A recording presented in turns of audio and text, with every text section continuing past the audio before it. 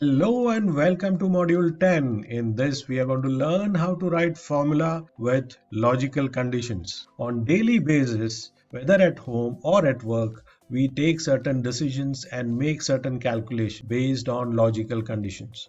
Let's say a shop has a sale and they are offering discounts based on your bill amount. For example, if your bill amount is more than $1,000, you get 20% discount. If it is more than $2,000, you get 30% discount, and so on. Another example is at school, where you get your grades based on what score you have in a particular subject. An accounts department, the officer makes an receivable aging report depending on the number of days a customer's payment is due. All these calculations can be very easily performed in Excel using logical function. The FX button which you have been using to click and insert formula is there within the formula tab of main menu, and that's here. All the functions are category wise segregated here. If you have to see what are the various logical functions available, you can drop down this button and you will be able to see.